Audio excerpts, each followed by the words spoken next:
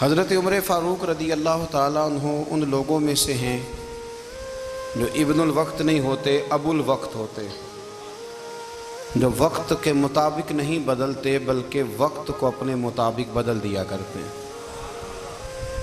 یہ وہ لوگ تھے کہ دین ان کا اوڑھنا بچھونا تھا، ان کا چلنا پھرنا دین تھا، ان کا ہنسنا اور رونا دین تھا۔ انہیں علم الیقین سے لے کر عین الیقین تک ایک خاص مقام اللہ نے عطا کر دیا تھا، تو بس پھر یہ سمجھ گئے تھے کہ دین ہی زندگی ہے، دین ہی روح ہے اور دین ہی ہماری اصل ہے۔ نبی کریم صلی اللہ تعالیٰ علیہ وسلم نے فرمایا کہ میں نے خواب دیکھا ہے، کچھ لوگوں کو میں نے قمیضیں پہنے ہوئے دیکھا، کچھ کی قمیضیں ناف تک تھیں، کچھ کی پیٹ تک تھیں اور کچھ کی گھٹنوں تک تھیں۔ عمر میں نے تمہیں بھی دیکھا ہے، تمہاری قمیض تو پیروں سے ٹکرا رہی تھی۔ تو حضرت عمر کہنے لگے حضور خواب کوئی دیکھتا ہے، تعبیر کوئی بتاتا ہے، پر یہاں کمال یہ ہے کہ خواب بھی آپ نے بتایا ہے، تعبیر بھی آپ ہی بتائیں گے۔ حضور پھر بتا دیں اس خواب کی تعبیر کیا ہے؟ تو حضور نے فرمایا تعبیر یہ ہے کہ کسی کا دین ناف تک، کسی کا گھٹنوں تک، کسی کا پیٹ تک، اور عمر تو سارا ہی دین میں لپٹا ہوا ہے، تو سارا ہی دیندار ہے، سارا ہی۔ حضرت عمر فاروق رضی اللہ تعالیٰ عنہ آئیڈیل ہیں، ایک ہیرو ہیں۔ ان کی زندگی کے درجنوں پہلو ہیں، ہر سال ہم ایک پہلو بیان کر دیتے ہیں، کبھی عدل و انصاف پہ بات کر لیتے ہیں، کبھی نظام حکومت پر۔ ان کی زندگی کا ایک پہلو آج بھی ہماری گفتگو کا عنوان رہے گا، پر حضرت عمر کا مرتبہ اور مقام یہ ہے کہ نبی کریم علیہ السلام نے فرمایا کہ جبریل امین 950 سال میرے عمر کی شان بیان کریں تو عمر کی شان ختم نہیں ہوتی۔ 950 سال اگر حضرت جبریل بھی بیان کریں تو یہ مقام ہے سیدنا فاروق اعظم کا۔ اللہ تبارک و تعالیٰ نے جس طرح سارے نبیوں میں شان حضور کو عطا فرمائی، اسی طرح تمام نبیوں کے حواریوں میں سب سے زیادہ شان حضور کے غلاموں کو عطا فرمائی۔ قرآن مجید میں اللہ کریم نے فرمایا یا ایھا الذین آمنوا قوا انفسکم واہلیکم نارا، فرمایا اے ایمان والو خود بھی جہنم کی آگ سے بچو اور اپنے گھر والوں کو بھی دوزخ کی آگ سے بچاؤ۔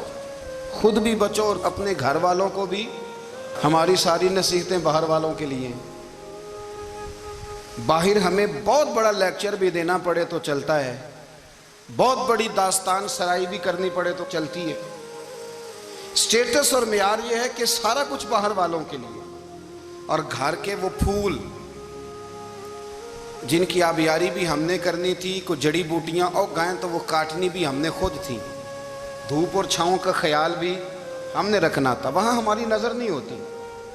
پڑوسی کے بچے کیا کر رہے ہیں یہ سارا پتہ ہوتا ہے، اور میرے گھر میں کیا گل کھل رہے ہیں اس کی مجھے خبر نہیں ہوتی۔ حضرت عمر فاروق نے جب یہ آیت نازل ہوئی تو فوراً عرض کیا یا رسول اللہ صلی اللہ علیہ وسلم اس کا کیا مطلب ہے کہ خود بھی دوزخ کی آگ سے بچو اور اپنے گھر والوں کو بھی بچاؤ؟ تو نبی کریم علیہ السلام نے فرمایا عمر اس کا مطلب یہ ہے کہ جن چیزوں کا اللہ رسول تمہیں حکم دیتے ہیں تم اپنے گھر والوں کو ان چیزوں کا حکم دو، اور جن چیزوں سے اللہ رسول تمہیں منع کرتے ہیں تم اپنے گھر والوں کو بھی ان چیزوں سے منع کرو۔ حضرت عمر فاروق کی زندگی میں جو چیز آپ کو بہت زیادہ ملے گی نا وہ یہ ہے کہ آپ نے جتنا کڑا احتساب محاسبہ باہر والوں کا کیا ہے نا، اس سے زیادہ بڑھ کے اپنا اور اپنے گھر والوں کا کیا ہے۔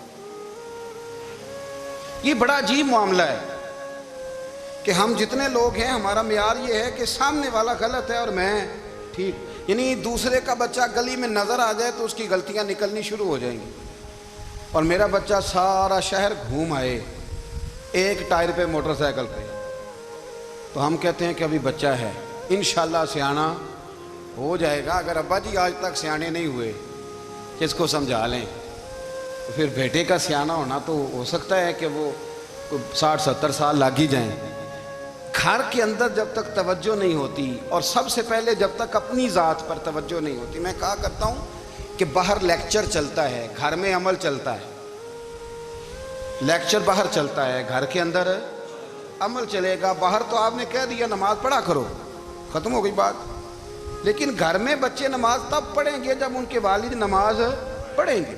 گھر میں کہہ دیا پردہ کرو، پر گھر میں بچیاں پردہ تب کریں گی جب ان کی اماں پردہ کرے گی۔ گھر کے اندر عمل چلتا ہے، باہر تو چلو بات بھی چل جاتی ہے۔ تو والد کا جب تک کردار بچے نہیں دیکھتے جب تک، اتنی دیر تک ان کا تبدیل ہونا ممکن نہیں ہوتا۔ حضرت عمر فاروق رضی اللہ تعالیٰ عنہ نا باہر والوں کا بھی بڑا سخت حساب کرتے تھے۔ بڑا ایک گورنر صاحب نے لباس بڑا شاندار پہننا شروع کر دیا تھا، تو حضرت عمر نے اتروا کے نا تو انہیں ٹاٹ کا لباس پہنا کے تو اونٹ چرانے کی ڈیوٹی دے دی تھی۔ اتنا سخت احتساب کرتے۔ کسائی کی دکان پر بھی 1-2 گھنٹے کھڑے ہوتے تھے۔ جو آدمی مسلسل 2 دن گوشت خریدتا تھا نا، فرماتے تھے اس کا ٹیکس بڑھا دو، لوگوں کو دال نہیں مل رہی اور یہ روز گوشت کھاتا ہے۔ حضرت فاروق اعظم، اس کو جزیہ کہا جاتا تھا، یا کچھ اور معاملات ہوتے تو بڑھا دیتے تھے۔ مسلسل جو 2 دن آدمی گوشت کھاتا تھا، فرماتے تھے مدینے میں غربت ہے، اگر یہ والا نظام تم کرو گے تو غریب لوگ کس کی طرف دیکھیں گے۔ لیکن اس سے زیادہ بڑھ کر جو ان کی زندگی کا معیار اور سٹیٹس تھا وہ یہ تھا کہ اپنے گھر کا خاص خیال رکھتے، خاص توجہ کرتے۔ ملک شام سے اور ایران سے کچھ لوگ آپ کی خدمت میں آئے، تو وہاں سے کچھ کنیزیں بھی آئیں، ان کے بادشاہ کا پیغام لے کے۔ شاہ ایران کی کنیز کو ملکہ نے کہا کہ نا حضرت عمر کی زوجہ کو دیکھ کے آنا ذرا کس طرح کی ہے۔ ہمارے ملک میں کیا کہتے ہیں؟ خاتون اول، باقی سارے دوؤں میں خاتون اول۔ ذرا خاتون اول کو دیکھ کے آنا۔ تو وہ جب آئی نا گھر میں ملنے، تو کہا کہ مجھے میری ملکہ نے کہا تھا کہ عمر کی زوجہ سے، اہلیہ سے ملاقات کر کے آنا۔ تو حضرت عمر کی اہلیہ نے نا ایک جوڑا کپڑوں کا دے دیا ملکہ کے لیے، اور ایک خوشبو کی شیشی دے دی۔ اب جب وہ تحفے وہاں گئے تو اس ملکہ نے نا کچھ سونے کا سامان بھیجا، کچھ زیورات بھیجے، کچھ تحائف بھیجے۔ جب حضرت عمر کے گھر آئے نا، وہ خادم لے کے آیا، اس نے کہا جی آپ کی اہلیہ نے تحفے بھیجے تھے۔ تو جواب میں شاہ ایران کی بیوی نے، یہاں جس ملک کا وہ سفیر تھا، انہوں نے بھی یہ بھیجے۔ تو حضرت عمر فاروق نا وہ تحفے لے کے گھر گئے، تو جا کے کہنے لگے اپنی اہلیہ سے، یہ تو کب سے تحفے تحائف بھیجنے لگ گئی ہے؟ یہ کب سے نظام شروع ہو گیا؟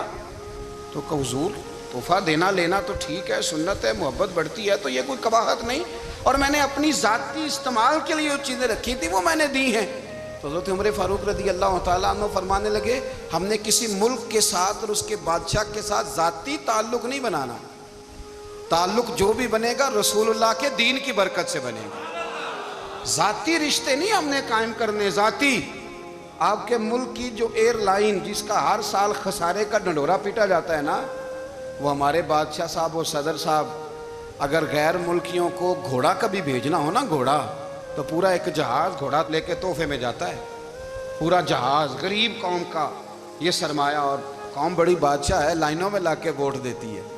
2 کام ہمیشہ لائن میں لگ کے کرنے، ایک بل لائن میں لگ کے جمع کرانا ہے، اور ایک ووٹ لائن میں لگ کے، تاکہ پھر پورے 5 سال لائن میں ہی لگے رہیں۔ مرضی سے آپ ووٹ دینا، پر جو بات درست ہے اس کو سنو۔ حضرت عمر فاروق رضی اللہ تعالیٰ عنہ نے اپنی اہلیہ سے پوچھا کتنے کا تھا وہ تیرا جوڑا اور خوشبو کی شیشی؟ انہوں نے کہا 3 دینار کی۔ فرمایا یہ 3 دینار تیرے، اور باقی جو تحفے آئے ہیں وہ تو خود کہہ، چونکہ اس نے تیرے نام بھیجے ہیں، تو کہہ کہ میں مال غنیمت میں دیتی ہوں، تو کہہ میں مسلمانوں کو کہہ۔ تو زوجہ ہنس پڑی، کہنے لگی میں نام بھی کہوں تو مجھے کہنا تو پڑے گا ہی، کہنا تو میں نے ہے ہی، جو کہ سامنے عمر فاروق ہیں، لہذا فرمایا کہہ دیتی ہوں میں نے دیا خزانے کو۔ حضرت عمر نے جمع کرا لیا۔ میں یہ کیا بات ہوئی؟ میرے گھر والے جو مرضی کریں، ان کا معیار زندگی جس طرح کا مرضی ہو۔ اور حضرت عمر ایک جملہ کہا کرتے تھے، اللہ کرے کہ یہ باتیں اس دور حاضر میں ہماری سمجھ میں آئیں۔ حضرت عمر فاروق رضی اللہ تعالیٰ عنہ اپنے بچوں کو فرمایا کرتے تھے کہ بہت آدمی کو بھوک لگی ہو نا، اور پھر اس کی پسند کا کھانا پکا ہو، جتنے شوق سے وہ اس کھانے کو دیکھتا ہے نا، فرمایا اس طرح پوری قوم اپنے بادشاہوں کے خاندان کو دیکھتی ہے، اس تیزی کے ساتھ دیکھتے ہیں کہ ان کے گھر میں کیا ہو رہا ہے، ان کا معیار زندگی کیا ہے، ان کا سٹیٹس کیا ہے۔ آپ کے بچے دونوں کاروبار کے لیے مصر گئے، ایک بہت بڑا قافلہ گیا مدینے سے مصر تجارت کے لیے، تو یہ گئے تجارت کے لیے، تو حضرت عبداللہ ابن عمر، حضرت عبید اللہ ابن عمر، حضرت عمر کے دونوں بیٹے گئے۔ جناب عمر فاروق کے بچے جب وہاں پہنچے تو مصر کے گورنر نے نا لوگوں کو تعارف کرایا کہ یہ عمر فاروق کے بیٹے ہیں. ایک چھوٹی سی بات کر دوں, یہ چودھری کے بیٹے کو کون بتاتا ہے کہ تو چودھری کا بیٹا ہے؟ باہر والے بتاتے ہیں, گھر والے. اور سیٹھ صاحب کے بیٹے کو کون بتاتا ہے کہ تو سیٹھ صاحب کا بیٹا ہے؟ اور مالک کو کون بتاتا ہے کہ تو مالک کا بیٹا ہے اور یہ کرایہ دار ہے؟ یہ کون بتاتا ہے؟ یہ سوچ ہم دیتے ہیں بچوں کو. چودھری اور کمی کی سوچ, امیر اور غریب کی سوچ, مالک اور کرایہ دار کی سوچ, گھر کے مالک کی اور کام کرنے والے کی سوچ, یہ ہم دیتے ہیں. یاد رکھنا, یہ ہم دیتے ہیں, یہ ہمارا مزاج ہے, یہ باہر سے نہیں آتی. تو کوئی شہزادہ ہے, تو سیٹھ ہے, تو نواب ہے, یہ سوچ باہر سے نہیں آتی. یہ اماں سوچ دیتی ہے, اماں. یہ ابا سوچ دیتا ہے. اور پھر جب تباہی اترتی ہے تو اس کے ذمہ دار بھی باہر والے نہیں ہوتے, گھر والے ہوتے ہیں, گھر والے. ہمارے بچوں کی طبیعتوں پر زیادہ نقش باہر والوں کا نہیں ہوتا, گھر والوں کا ہوتا ہے. یاد رکھیے گا, حضرت عمر فاروق رضی اللہ, بچے ہیں, شہزادے ہیں, وہ کاروبار کرنے گئے اور وہاں بتایا گورنر صاحب نے کہ یہ فاروق اعظم کے بچے, امیر المومنین کے. لوگوں نے ان سے زیادہ مال خریدا, تجارت میں زیادہ نفع ہوا. ظاہر ہے کہ وہ آپ کے جو اللہ خیر کرے حکمران ہیں, ان کے کاروبار کتنے ملکوں میں ہیں, کس بنیاد پر ہیں؟ وہ صرف اس بنیاد پر کہ وہ حکمران رہے, ان کے لیے آسان تھا بڑے لوگوں سے تعلقات بنانا. حضرت عمر فاروق رضی اللہ تعالیٰ عنہ کے بچے ڈھیروں مال کما کے جب واپس آئے نا, تو حضرت عمر سے آ کے بچوں نے بطور محبت کا, ابا جی اللہ نے بڑا ہی فضل کیا ہے, بڑا مال کمایا الحمدللہ, یہ دیکھیں کتنا نوازا ہے. تو حضرت عمر کہنے لگے سارے قافلے نے اتنا ہی کمایا ہے, سارے قافلے نے اتنا ہی کمایا ہے؟ کہ حضور نہیں, سارے قافلے نے اتنا نہیں کمایا, سب کو اتنا نہیں ملا. وہ تو وہاں گورنر صاحب نے لوگوں کو تعارف کرایا تھا کہ یہ عمر کے بچے ہیں, تو لوگوں نے پھر ہم سے بڑا ہی خریدا. تو حضرت عمر فرمانے لگے ٹھیک ہو گیا, میں بات سمجھ گیا ہوں, اس طرح کرو جو تمہاری اصل زر تھی نا, جو راز تھی, وہ رکھ لو اور باقی سارا مال مال خزانہ میں جمع کرا دو. اس لیے کہ یہ تم نے تجارت نہیں کی, یہ تم نے اپنے باپ کا نام بیچا ہے, یہ تم نے امیر المومنین کے بیٹے ہونے کا فائدہ اٹھایا ہے. فرمایا یہ تمہارا نہیں حق, یہ مسلمانوں کا ہے, اس لیے کہ یہ مال تم نے محنت سے نہیں کمایا, یہ باپ کی کرسی کا فائدہ اٹھایا ہے. اور فرمایا اگر تم نے مال جمع نہ کرایا تو میں مال بھی لے لوں گا زبردستی اور کوڑے بھی ماروں گا, ڈبل سزا دوں گا. مرضی سے جمع کراؤ گے تو کوڑوں سے بچ جاؤ گے. بڑے بیٹے نے تو جمع کرا دیا, تو چھوٹا تھوڑا پریشان ہوا. تو حضرت عبداللہ ابن عمر چھوٹے بھائی کا ماتھا چوم کے کہنے لگے بیٹے چپ کر کے جمع کرا, یہاں بھی فخر کر کے ہم عمر کے بیٹے ہیں, اور قیامت میں بھی فخر کریں گے کہ ہم فاروق اعظم کے بیٹے ہیں. یہاں بھی ناز کریں گے اور وہاں بھی ناز کریں گے کہ عمر کے بچے ہیں. ہمارے باپ نے خود بھی حلال ہی کھایا ہے, اور جب ہماری کمانے کی باری آئی ہے تو ہمیں حکم بھی حلال کھانے کا دیا. بھائی ہمارا مزاج دے. بچہ جب لے کے آتا ہے 2 لاکھ روپیہ تو کبھی پوچھے کہاں سے آیا ہے؟ جب وہ پہلے دن غلط دوستوں کے پاس جا کے بیٹھتا ہے تو کبھی نکالا ہے گھر سے اسے؟ یہ بہت سارے خمیازے ہمیں اس لیے بھگتنے پڑتے ہیں کہ ہم ابتدا میں سوراخ بند نہیں کرتے. جب اس میں شگاف پڑ جاتا ہے, سیلاب آتا ہے, تو ہمیں ہوش آتی ہے. حضرت عمر نے اپنے گھر میں نگرانی رکھی, کڑی نگرانی. زیادہ نماز گھر میں پڑھتے تھے حضرت عمر, نفلی نمازیں زیادہ کیوں بلا؟ میرے اصحاب مجھے حکم دیتے تھے کہ فرض نماز کے علاوہ نمازیں گھر میں پڑھنا, بچوں کو عادت پڑے گی, ذوق پیدا ہوگا, ان کو پتہ چلے گا کہ ہمارے گھر میں 5 وقت کوئی اور کام بھی ہوتا ہے. بھائی یاد رکھیں کہ آپ نے اگر سجدہ کرنا ہے تو بچہ لیٹ جائے گا, اسے پتہ کوئی نہیں سجدہ کیا ہے.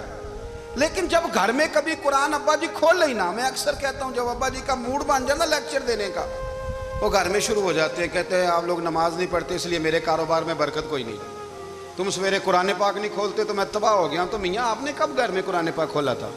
آپ نے کب نماز پڑھی؟ آپ نے کب گھر کے اندر اللہ رسول کا ذکر کیا تھا؟ آپ نے کب حدیث چھیڑی؟ آپ نے بھی تو گھر کے اندر جب بھی آپ آئے ہیں تو آپ نے وہی کچھ کیا جو دنیا دار کرتے ہیں. آپ بھی تو اپنا موبائل لے کے الگ کونے میں بیٹھ گئے. آپ نے بھی تو کہا ہے کہ اب تمہارے چینل ختم, اب میری مرضی والا چلے گا. تو جو آپ نے کیا ہے بچے بھی وہی کام کریں گے. آپ نے بھی گپ شپ لگائی ہے تو وہ بھی لگا رہے ہیں. یہ سمجھ لیں جو کام آپ کریں گے آپ اپنے بچوں کی سیرت میں اس کا جلوہ دیکھ لیں گے. بڑی پکی سی بات ہے کہ آپ کو بچے کی عادتیں دیکھ کے سمجھ آ جائے گی کہ میں بھی یہی کرتا تھا اور یہ بھی. حضرت عمر فاروق رضی اللہ تعالیٰ عنہ وصال فرما گئے تو آپ کے وصال کے بعد حضرت عثمان غنی رضی اللہ تعالیٰ عنہ نے آپ کی ایک بیوہ سے نکاح کیا، حضرت عمر کی ایک بیوہ سے۔ جب وہ آپ کے نکاح میں آئی تو کہنے لگی حضرت عثمان غنی سے کہ حضور نہ تو میں خوبصورت ہوں اور نہ میں جوان ہوں، نہ آپ کی کوئی خدمت کر سکتی ہوں، میرے ساتھ نکاح کرنا سمجھ میں نہیں آیا۔ کیا شاندار جواب دیا حضرت عثمان غنی نے، کیا خوبصورت جواب دیا۔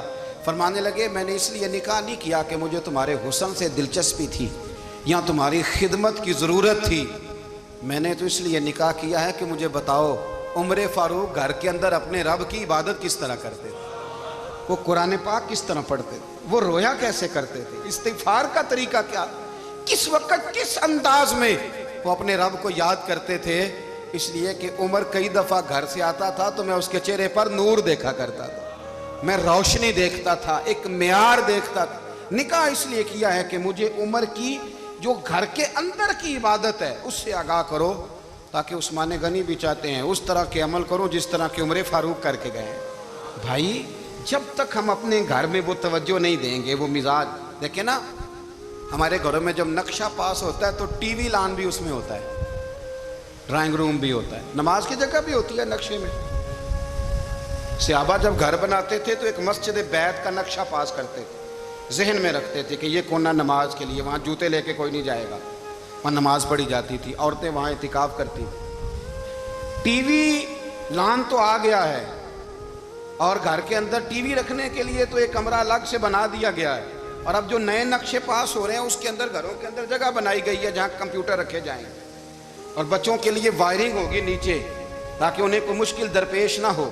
یہ ساری چیزیں ہم نے نہانے کے لیے گھروں کے اندر اتنے اتنے بڑے واش روم بنائے ہیں کہ لگتا یہ ہے کہ سوائے نہانے کے اور کام ہی نہیں کوئی گھر میں ہوگا، ہر چیز آ گئی۔ اور اللہ کرے کوئی تفسیر بھی ٹیبل پہ پڑی نظر آئے، کوئی حدیث کی کتاب بھی ٹیبل پہ پڑی نظر آئے۔ اللہ کرے کہ جس طرح ابا لطیفہ سن کے آتا ہے تو جب تک سنا نہ لے اسے ہضم نہیں ہوتا، اللہ کرے کہ وہ جمعے میں بیان سن کے جائے تو اس کا بھی دل کرے میں اپنے بچوں کو سناؤں، وہ نبی پاک کی کوئی حدیث کہیں سے سنے تو گھر جا کے سنائے۔ جب تک یہ معیار نہیں بنتا آپ کیسے توقع کرتے ہیں کہ گھر کے اندر اللہ کی رحمتیں نازل ہوں گی؟ آپ یہ کیسے توقع کرتے ہیں کہ گھر کے اندر وہ معیار اور وہ مزاج بنے گا؟ حضرت عمر فاروق نے ذاتی زندگی پر جو توجہ دی، گھر والوں کے معیار پر جو توجہ دی حضرت عمر فاروق رضی اللہ تعالیٰ عنہ نے، وہ بھی بڑی دیدنی ہے۔ حضرت ابو موسیٰ اشعری کو نا آپ نے وزیر خزانہ بنایا تھا، تو حضرت ابو موسیٰ اشعری کہتے ہیں کہ حضرت عمر کو شیخ خزانے میں رہنے تو دیتے نہیں تھے۔ ایک دن نا میں صفائی کر رہا تھا اس کمرے کی جس میں خزانہ رہتا تھا، ہمارے تو ملک میں جو جاتا ہے وہ صفائی کر کے ہی جاتا ہے، اللہ خیر کرے۔ اور خیر معیار بدلتا ہے، جو پچھلی حکومت ہوتی ہے وہ قرضہ اٹھاتی ہے، وہ باہر سے جاتی ہے تو قرضہ لے کے آتی ہے، اور جو نہیں آتی ہے وہ کہتی ہے ہمیں پیکج مل گیا ہے، وہ قرضہ نہیں اٹھاتے۔ ان کو کیا ملتا ہے؟ یعنی پچھلی نے قرضہ لیا تھا اور ہم نے، واہ جی واہ کیا خوبصورت انداز ہے، اس کا نام بدل کے نا، انہوں نے قرضہ لیا تھا اور ہم نے، میں کہا بڑے شاندار سیانے بندے ہو گئے۔ حضرت سیدنا ابو موسیٰ اشعری کہتے ہیں کہ میں نے نا مال غنیمت کی صفائی کی تو ایک دینار مجھے نا کہیں پڑا ہوا مل گیا، تو فرماتے ہمیں اجازت ہوتی تھی کہ ایک آدھ دینار ہم اپنی مرضی سے کہیں خرچ کر سکتے تھے، اگر آپ ناراض نہ ہوں تو ہمارے ہاں جب چیئرمین صاحب ناظم صاحب ٹھیکے دیتے ہیں تو ٹھیکیدار ان کا چھوٹا بھائی ہوتا ہے، یا چچا کا بیٹا ہوتا ہے، یا خالہ کا بیٹا ہوتا ہے، وہ خود ناظم ہوتے ہیں اور ان کا چھوٹا بھائی ٹھیکیدار ہوتا ہے۔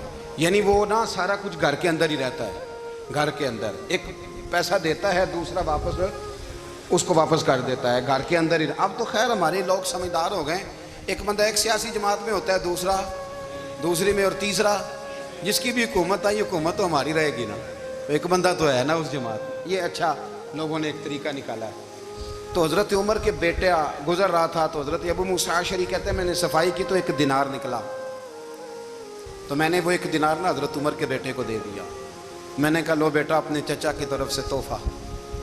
تو گھر جا کے انہوں نے حضرت عمر کو بتایا کہ چچا نے پیسے دیے ہیں، چھوٹے بچے تھے۔ حضرت عمر نے حضرت ابو موسیٰ اشعری کو بلا لیا اور بلا کے فرمانے لگے میں تو تمہیں اپنا دوست جانتا تھا اور تو نے میری اولاد کو ہی دنیا دار بنانا شروع کر دیا، میرے بچوں کو ہی تم نے دنیا دار پیسوں پہ لگانا شروع کر دیا، میں تو تمہیں یار سمجھتا تھا۔ فرمایا تمہیں چاہیے تھا میرے بیٹے کو نصیحت کرتے کہ بیٹا پیسوں سے رب راضی نہیں ہوتا، اس کی رضا والے کام کیے جائیں تو رب راضی ہوتا ہے۔ اور فرمایا تمہیں کوئی اور گھر نہیں ملا تھا تباہ کرنے کے لیے، میرا ہی گھر ملا تھا، اٹھاؤ اپنا دینار اور خبردار آج کے بعد میرے بچوں کے ساتھ یہ والی نیکی نہ کرنا۔ اور ہمارا کیا سٹیٹس ہے؟ دوستی ہے ہی اس سے جو تحفے زیادہ دے گا، جو بچوں کو خراب کرنے میں مدد زیادہ کرے اس کے ساتھ یہ رہنا۔ حضرت عمر نے گھر پہ اور سب سے بڑھ کر اپنی ذات پہ توجہ کی۔ حضرت ابو مالک رضی اللہ تعالیٰ عنہ کہتے ہیں میں عمر کے پیچھے پیچھے ایک باغ میں گیا، اکثر اس باغ میں جایا کرتے تھے، اور عمر جا کے نا تو درخت کے نیچے بیٹھ گئے اور فرمانے لگے او امیر المومنین، اللہ سے ڈر جا، ورنہ جس رب نے حکومت دی ہے وہ عذاب بھی بڑا دے گا، ڈر جا رب سے۔ کبھی ساری زندگی حضرت عمر نے اپنا کوئی تعارف نہیں کرایا، کبھی نہیں۔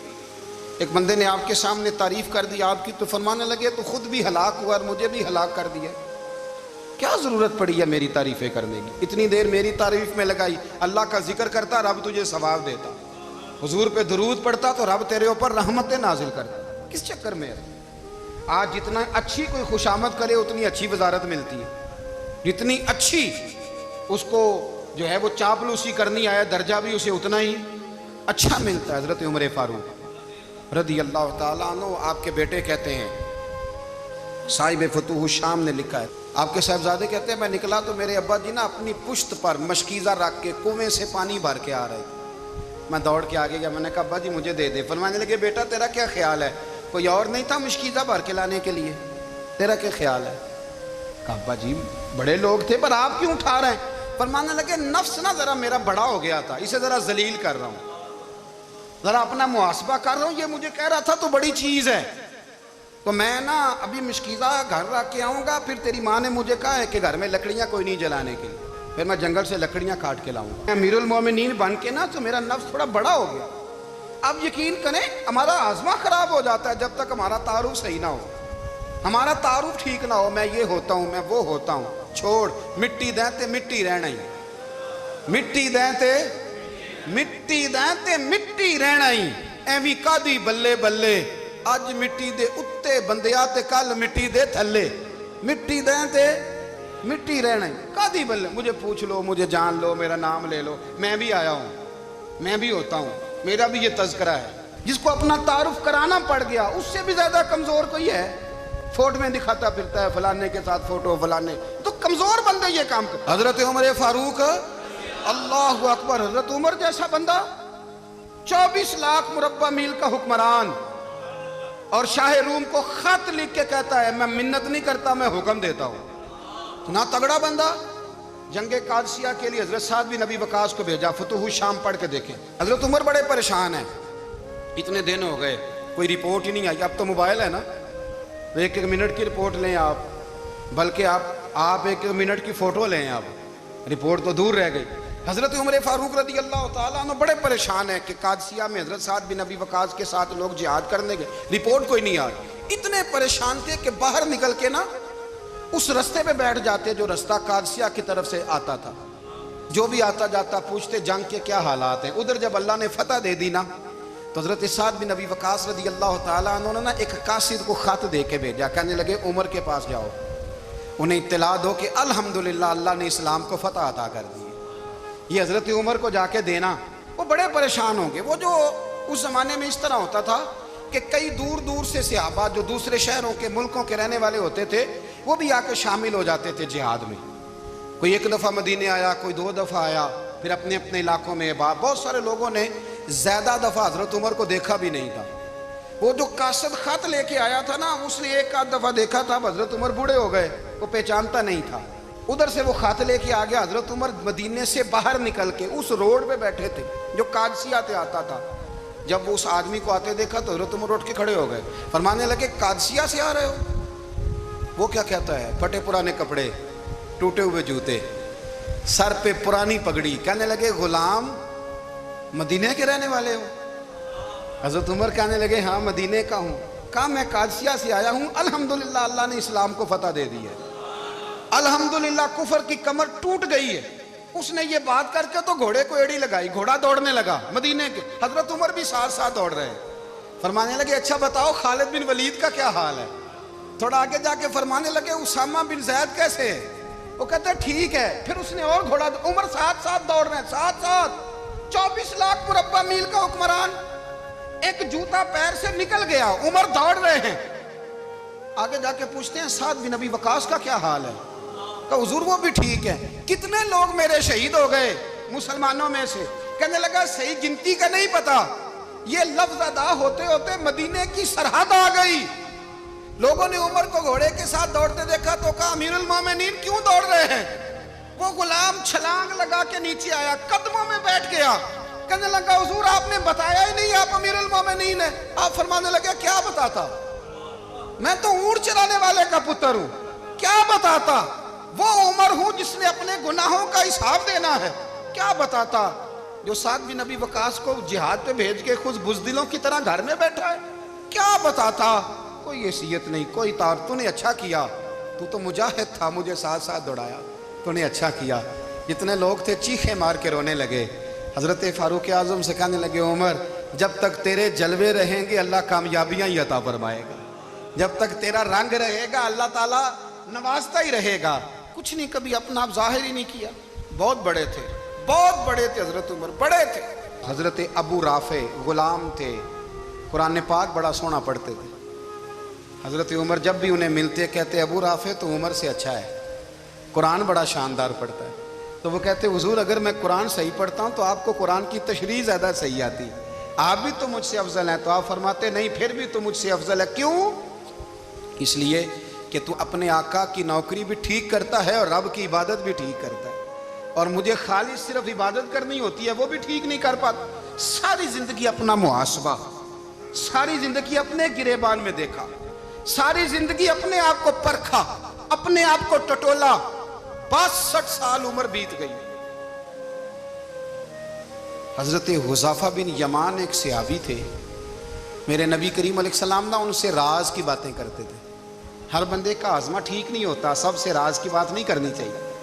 حضرت حذیفہ بن یمان کہتے ہیں حضور راز کی باتیں بتاتے. مدینہ منورہ میں جو منافقین تھے ان کی لسٹ بھی نبی پاک نے حضرت حذیفہ بن یمان کو دی تھی. جب کوئی مشکوک آدمی مر جاتا نا تو صحابہ کہتے ہیں ہم دیکھتے اگر حضرت حذیفہ نے جنازہ پڑھا ہے تو ہم بھی جنازہ پڑھ لیتے. نبی پاک نے بھی کچھ جنازے نہیں پڑھے, ترمذی میں ہے, فرمایا عثمان سے جو بغض رکھے اس کا جنازہ نہیں پڑھیں گے. حضرت حذیفہ بن یمان اگر جنازہ پڑھتے تو لوگ پڑھتے, وہ نہ پڑھتے تو لوگ جنازہ نہ پڑھتے. حضرت حذیفہ بن یمان کہتے ہیں جناب عمر فاروق کی خلافت کے آخری ایام تھے, کچھ دنوں کے بعد وہ شہید ہو گئے. فرماتے ہیں آدھی رات کا وقت تھا, میں گھر میں سویا تھا بڑا بے فکر, اچانک میرے دروازے پہ دستک ہوئی, میں گھبرا کے اٹھا, اتنی رات کو کون آیا؟ کہتے ہیں قربان جاؤں, دروازے پہ گیا تو امیر المومنین فاروق اعظم دروازے پہ. میں نے کہا عمر کوئی حکم تھا تو مجھے بلا لیتے. کہنے لگے میں نا امیر بن کے نہیں آیا, تیرا ویر بن کے آیا ہوں. امیر المومنین کی حیثیت سے سرکاری کام سے بلاتا تو وہاں بلاتا, مجھے ایک ذاتی کام پڑ گیا. کہتے ہیں میں نے عمر کو گھر کی اندر بلا کے چارپائی پہ بٹھایا. میں نے کہا حضور میں غریب آدمی ہوں, میں کیا آپ کے کام آ سکتا ہوں؟ تو کہتے ہیں انہوں نے نا مجھے ساتھ بٹھا لیا, پھر میرا ہاتھ پکڑ لیا. کہنے لگے تو عمر کو جانتا ہے؟ عمر جھوٹ نہیں بولتا. تو جانتا ہے عمر وعدوں کا پکا ہے؟ کہا حضور جانتا ہوں. کہا میں اس وقت آیا ہوں جب دیکھ بھی کوئی نہیں رہا. حضرت حذیفہ بن یمان کہتے ہیں پریشان ہو گیا, حضور پہلیاں نہ بجھوائیں, مہربانی کریں بتائیں کدھر آئے ہیں. حضرت عمر فاروق فرمانے لگے 62 سال کا ہو گیا ہوں, 63 میں چل رہا ہے, داڑھی سفید ہو گئی ہے, پھل پک گیا, اٹھ فریدہ ستیا, داڑھی آ گئی پور, اگا نیڑے آ گئی, پچھا رہ گیا دور. اب قبر اشر کا معاملہ صاف نظر آنے لگا ہے. کہا حضور مجھ سے کیا چاہتے ہیں؟ حضرت عمر رو پڑے, کہنے لگے آج میں عشاء کے بعد نکلا ہوں تو نبی پاک کے صحابہ مجھے نیک کہہ رہے تھے, پھر میں نے بچوں کی ماں سے اور بچوں سے بھی پوچھا ہے, وہ بھی مجھ سے راضی ہیں. پر حذیفہ تیرے ساتھ نبی پاک راز کی باتیں کرتے تھے, سچ بتا کہیں عمر کا نام منافقوں میں شامل تو نہیں؟ سچ بتا ان منافقین میں تو شامل نہیں, کہیں اوپر سے تو نہیں سارا کچھ؟ حضرت حذیفہ بن یمان کہتے ہیں میں باپ کے مرنے پہ اتنا نہیں رویا جتنا عمر کے سوال پہ رویا. میں قدموں میں بیٹھ گیا, میں نے کہا نہیں عمر یہ تو میں نے نہیں سنا, لیکن یہ میں نے نبی پاک سے ضرور سنا ہے کہ میرے بعد اگر کوئی نبی ہوتا تو عمر ابن خطاب ہوتا. یہ میں نے اپنے کانوں سے سنا ہے کہ عمر جس گلی سے گزرے شیطان راستہ بدل جاتا ہے. یہ میں نے اپنے کانوں سے سنا ہے کہ 950 سال حضرت جبریل جناب عمر کی شان بیان کریں تو پھر بھی بیان نہیں ہو سکتا.